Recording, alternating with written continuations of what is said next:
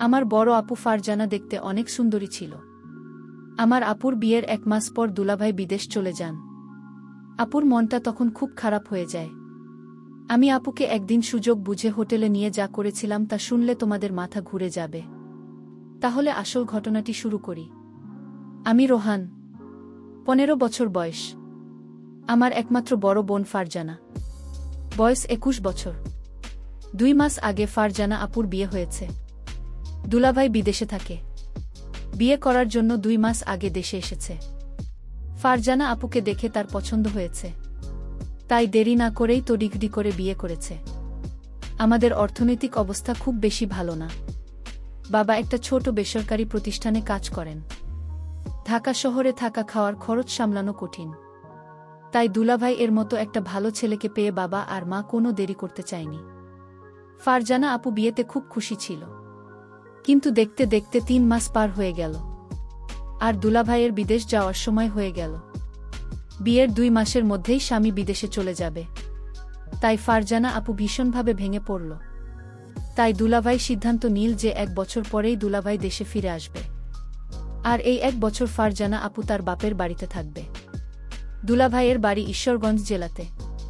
তাই বিদেশে যাওয়ার 1 সপ্তাহ আগেই ফারজানা আপুকে সাথে নিয়ে ঢাকাতে আমাদের বাসায় চলে আসলো। ফারজানা আপু দুলাভাই আসতে বাবা মা আমরা সবাই খুব খুশি হলাম। দুলাভাই আর ফারজানা আপুর সাথে আমি খুব আনন্দের সাথে সময় কাটাতে লাগলাম। আমাকে দেখে আপু একটা মুচকি হাসি দিল। কাপুর মুচকি হাসিতে আমার সাহস আরও বেড়ে গেল। আমি আপনাকে বললাম, আপু তুমি আমাকে দেখে হাসছো কেন? আপু বলল, ভাই রে, এটা তো হাসি না, এটা আমার অন্তরের কান্না। আমি জিজ্ঞেস করলাম, কেন, কি হয়েছে? আপু বলল, তোর দুলাভাই বিদেশ চলে যাবে, এই কষ্ট আমি হাসছি। আর এই হাসির ভিতরে লুকিয়ে আছে আমার কান্না। দুলাভাই বিদেশ যাওয়ার আগের রাতে আমি যা দেখলাম তা আমি বুঝতে পারছি না। আপুর রুমে কি হচ্ছিল আমি তা দেখেছিলাম, আর আমি তো এখনো ভুলতে পারছি না। গতকালের দৃশ্য আমার মনে পড়তে আমার ভীষণ ভয় লাগছিল। গতকাল রাতে আপু আমাকে কিছু বলেনি, কিন্তু আজকে আমি আপুর সামনে দাঁড়াবো কিভাবে? আজকে আপু আমাকে কি বলবে? এসব ভাবতে ভাবতে আমার মাথাটা আরও ভারী হয়ে আসছিল।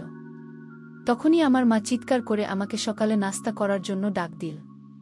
আজকে দুলাভাই বিদেশে চলে যাবে, তাই বাবাও আজ বাড়িতে আছে। আমি আমার রুম থেকে বাইরে এসে দেখি বাবা মা, দুলাভাই আর ফারজানা আপু ডাইনিং টেবিলে বসে আছে। আমি মাথা নিচু করে এগিয়ে গিয়ে নাস্তা করতে বললাম। আমি ভয় করছিলাম যে কখন যেন ফারজানা আপু গতকাল রাতে প্রসঙ্গ তুলে সবার সামনে আমাকে বকা দিবে। কিন্তু তেমন কিছুই হলো না। ফারজানা আপু একদম স্বাভাবিক ছিল। আপুর আচরণ দেখে মনে হচ্ছিল যেন গতকাল রাতে কিছুই হয়নি। আপুর আচরণ দেখে আমি স্বস্তি পেলাম। দুলাভাই বিদেশে চলে গেল। ফারজানা আপু সারাদিন মন খারাপ করে থাকল। সেদিন রাতে প্রায় 12:30টার দিকে আমি আমার রুম থেকে বাইরে এসে দেখি ফারজানা আপুর রুমের জানালা খোলা আর রুমের ভিতরে লাইট জ্বলছে। আমি এগিয়ে গিয়ে আপুর রুমের জানালায় দাঁড়ালাম। জানালার পর্দাটা একটু সরিয়ে দিয়ে দেখলাম আপু বিছানায় বসে বই পড়ছে। আমি জানালায় দাঁড়িয়ে আপুকে দেখলাম। আপনার মনটা ভীষণ খারাপ হয়ে আছে। বই পড়তে পড়তে আপু জানালার দিকে তাকিয়ে দেখল আমি সেখানে দাঁড়িয়ে আছি। আমাকে কিছু না বলে আপু আবার বই পড়তে লাগল। বই পড়তে পড়তে আপু বারবার আমাকে দেখছিল, আর মনে হলো বোন আমার কান্না করছে। আমিও চুপচাপ দাঁড়িয়ে দেখছিলাম। বেশ কিছুক্ষণ পরে আপু বিছানা থেকে নেমে হাতের বইটা টেবিলে রেখে জানালার কাছে আমার সামনে এসে দাঁড়াল। আপু আমার চোখের দিকে তাকিয়ে বলল, কি রে, কিছু বলবি? আমি থতমত খেয়ে বললাম, আপু তুমি ঠিক আছো? আপু সুন্দর একটা হাসি দিয়ে বলল, হ্যাঁ আমি ঠিক আছি। অনেক রাত হয়েছে, এখন রুমে গিয়ে ঘুমিয়ে পড়। আমি বললাম, তুমি কি এখনই ঘুমাবো আপু? আপু বলল, হ্যাঁ, তুইও গিয়ে ঘুমিয়ে পড়। আমি বললাম, আগে তুমি শুয়ে পড় আপু, তারপরে আমি যাচ্ছি। আপু আর কিছু না বলে একটা মুচকি হাসি দিয়ে রুমের লাইট বন্ধ করে বিছানায় শুয়ে পড়ল।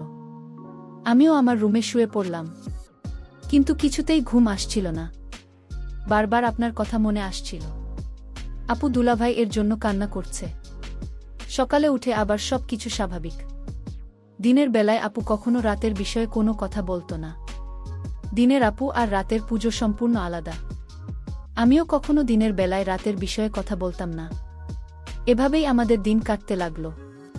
দিনের বেলায় আমরা দুই ভাইবোন স্বাভাবিক আচরণ করতাম, কিন্তু প্রতিদিন রাতে আমি আপুর রুমের জানালায় গিয়ে আপুকে দেখতাম।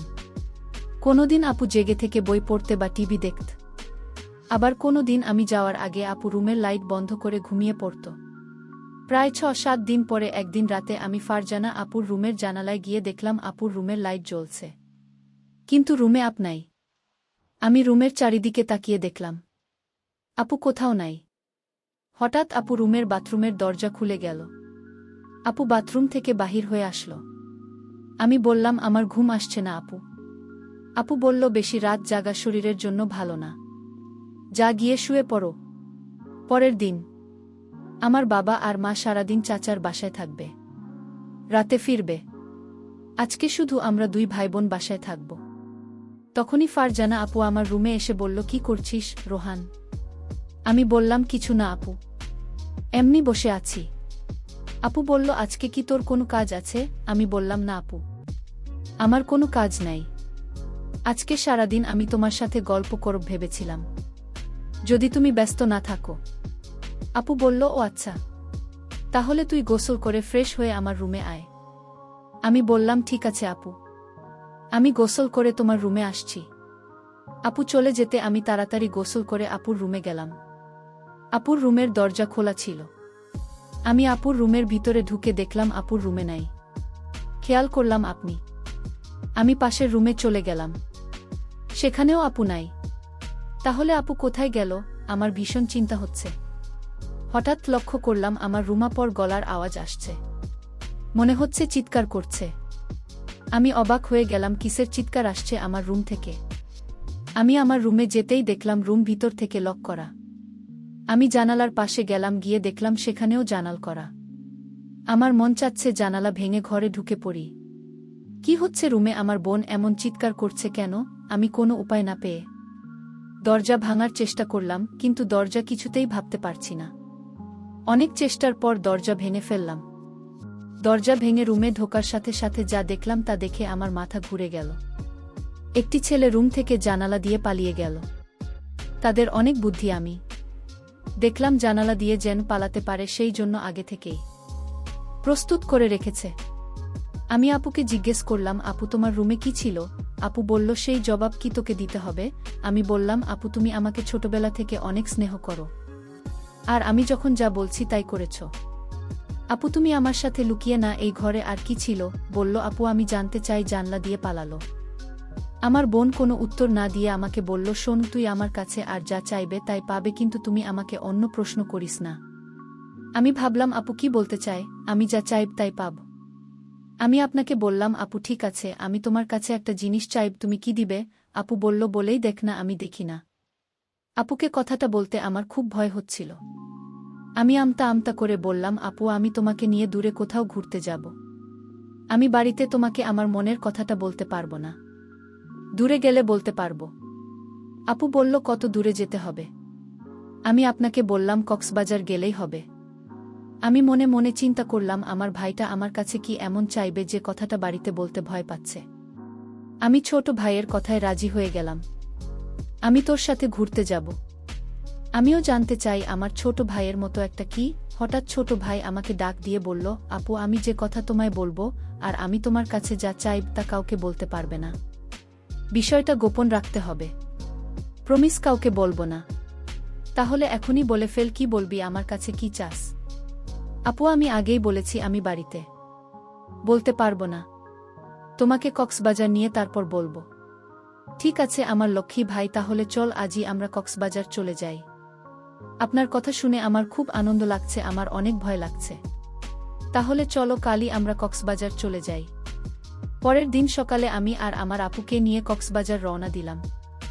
আমরা সকল 8টায় বাড়ি থেকে কক্সবাজারের উদ্দেশ্যে নিয়ে রওনা দিলাম। আমরা প্রায় রাত 8টায় কক্সবাজার গিয়ে পৌঁছালাম। সারাদিন গাড়ির জার্নিতে শরীরটা আমার অনেক ক্লান্ত হয়ে গেছে। আমার চোখের পাতা কিছুতেই খোলা রাখতে পারেনি। আমি ঘুমিয়ে পড়লাম। মানে আমার আপু ঘুমিয়ে গেল। আমি আপনাকে বললাম, আপু কিছু খাবে না? আমি বাহির থেকে খাবার নিয়ে আসি। আপু বলল, না আমি কিছুই খাব না। উত্তর, ইচ্ছে থাকলে তুই হোটেল থেকে খেয়ে নে। আমি বললাম, আপু তোমাকে রেখে আমি কি খাইতে পারবো? আপু বলল ডিস্টার্ব করিস না, আমি ঘুমাব, তুই যা পারিস না করে। বেন বেন করিস না, কাল কথা হবে, এখন ঘুমাও। আপুকে ঘুমের মধ্যে অনেক সুন্দর লাগছিল। আমিও ক্লান্ত শরীর নিয়ে ঘুমিয়ে পড়লাম। পরের দিন সকালে ঘুম থেকে উঠে আমরা সমুদ্র সেকতে ঘুরতে গেলাম।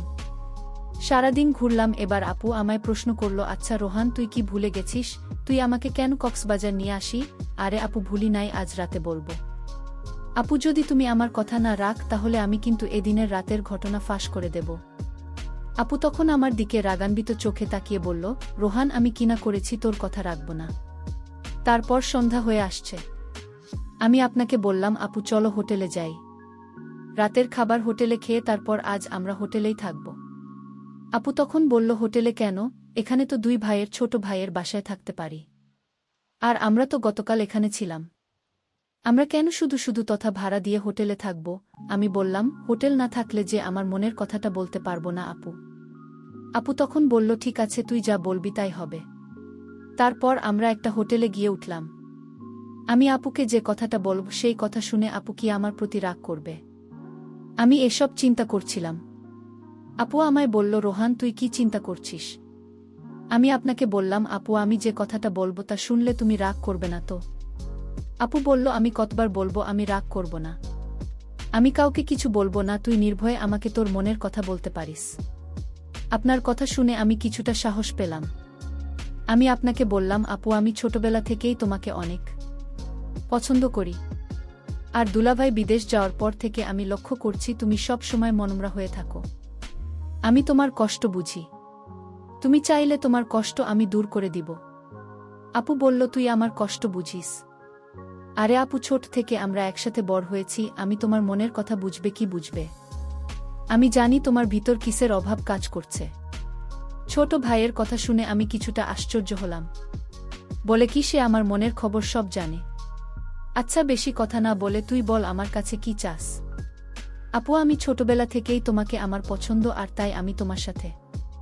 বল, থেমে গেলে কেন? আমার সাথে কি? আপু আসলে আমার বলতে খুব ভয় লাগছে। আরে বাবা, এত ভয় করলে কি চলে, কি বলতে চাস বলে ফেলে। আপু আমার রুম থেকে যে একটা ছেলে পালিয়ে গেছিল সে কি ছিল আপু? আর এও হচ্ছে আমার স্কুল ফ্রেন্ডস। আর তার সাথে তুমি কি করছিলে আপু? আপু বলল, আমি বলতে পারবো না। তুই কি বোকা, কিছুই বুঝিস না?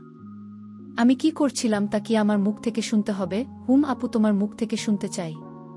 তুমি বললে আমি অনেক খুশি হব আপু। আরে পাগল ছেলে, সেটা কি বলা যায়? সেটা তো বুঝে নিতে হবে। আমি বুঝেছি আপু। তাহলে তো হলোই। আপু আমি যা মনে মনে বুঝে নিলাম তা আমি করতে চাই। ঠিক আছে, আজ আর কোনো কথা নয়, যা হবার কাল হবে। আপুকে বললাম, আপু কাল হবে তো? আমার কথা রাখবে তো? আমি বললাম, আমি কি তোর সাথে মিথ্যা কথা বলেছি? আমারে কি তোর বিশ্বাস হয় না? যদি বিশ্বাস থাকে তাহলে এখন ঘুম, আকাল সব হবে। প্রিয় বন্ধুরা, আজ ব্যস্ততার জন্য গল্পটি শেষ করতে পারলাম না। বাকি ঘটনাটি আগামীকাল আপলোড দেওয়া হবে।